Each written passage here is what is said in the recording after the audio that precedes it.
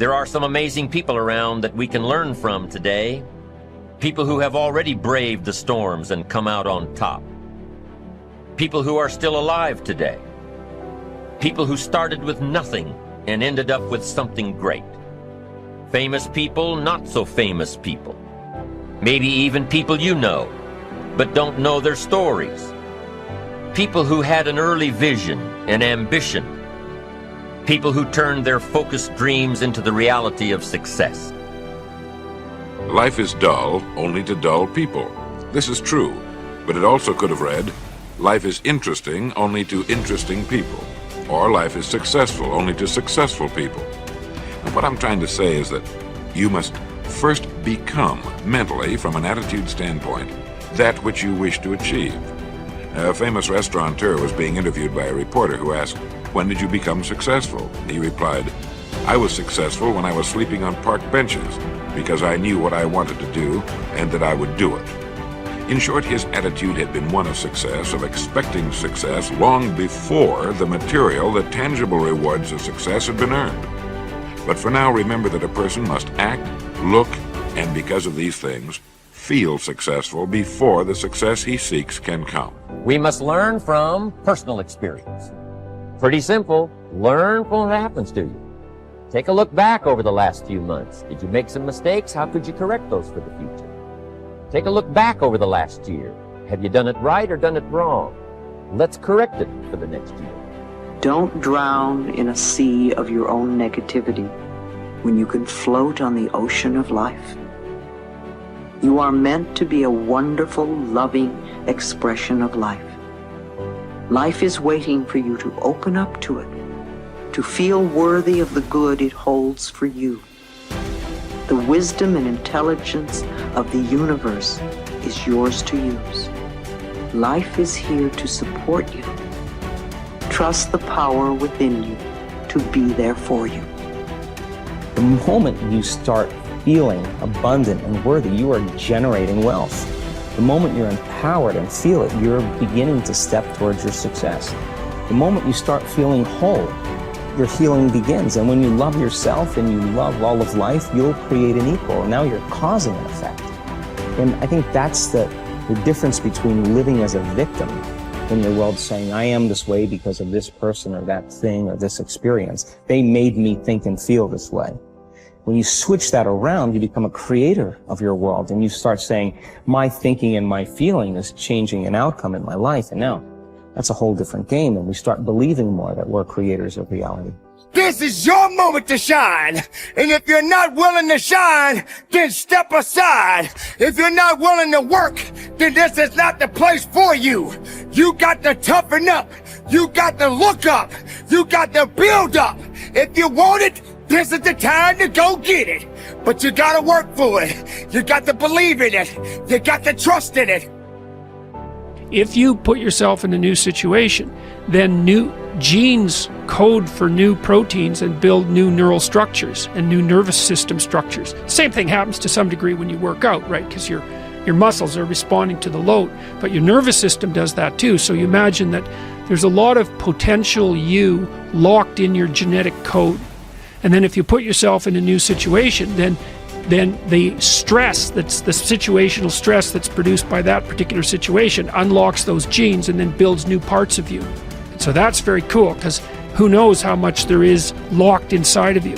Okay, so now here's the idea. So let's assume that scales as you take on heavier and heavier loads. That more and more of you get more and more informed because you're doing more and more difficult things, but more and more of you gets unlocked.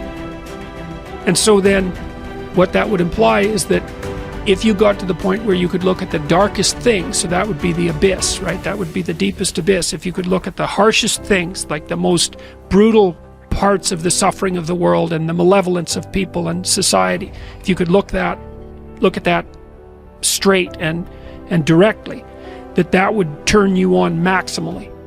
And so that's the idea of rescuing your father, because imagine that you're like the potential composite of all the ancestral wisdom that's locked inside of you biologically. But that's not going to come out at all unless you stress yourself. unless you challenge yourself. And the bigger the challenge you take on, the more that's going to turn on.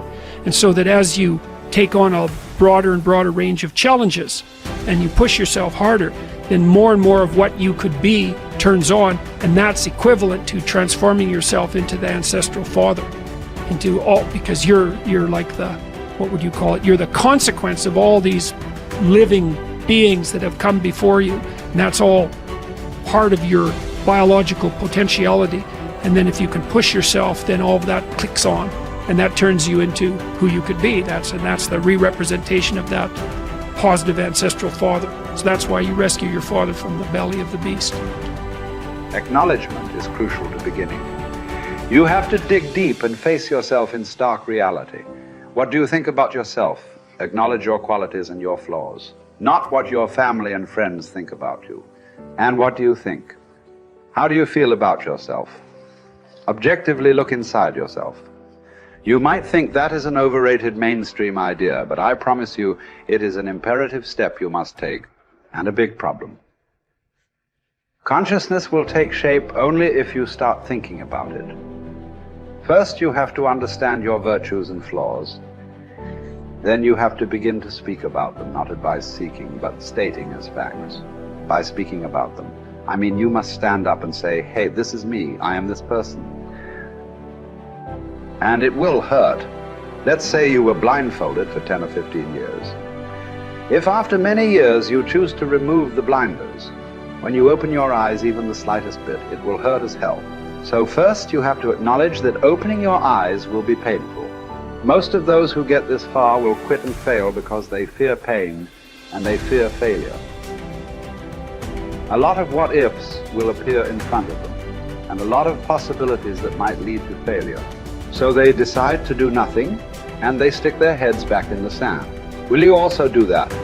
I know you won't. You are better than those who choose to be blind. You will keep going. What comes next in the process of recognizing a life that lacks confidence? After the pain, or shall I say during, you will start to recall one by one all the chances you missed, all the possibilities you didn't take, and all the time you wasted. It is important to take these lessons and promise yourself it won't happen again. But don't spend too much time regretting a wasted past. Stay in the present, leave the past behind, and act now in a way to improve your future. Prepare yourself for some further disappointments. You who are starting to see straight will realize the friends around you are not so perfect as you thought they were. You will see their blindness and how they mismanage their lives. Don't start mocking them. Don't tell them how stupid they are because they haven't asked for your opinion. You must know they are not yet ready to open their eyes. This process has to start from within. You don't achieve worthwhile goals quickly or easily. They take time. They take struggle. They take relentless pursuit, day in and day out. That's what it takes. But also, things don't usually fall apart quickly either. At least at first, it's a slow process. A little slip here, a little setback over there, a little wearing down of discipline and will over time. That's the thing. Success and failure are generally slow processes, either slowly building things up or gradually tearing them down. And that's why I say you've got to pay attention. You have to watch. You have to watch every single second, because those seconds, they turn into minutes, and minutes turn into hours, and hours turn into days, and days turn into years. And so that second that just went by, that counted. And so did that second. And so did that one. And in those precious seconds, you were either building or you were decaying. You were either gaining ground or you were losing ground. In that second, and in every second. Every second counts. So make every second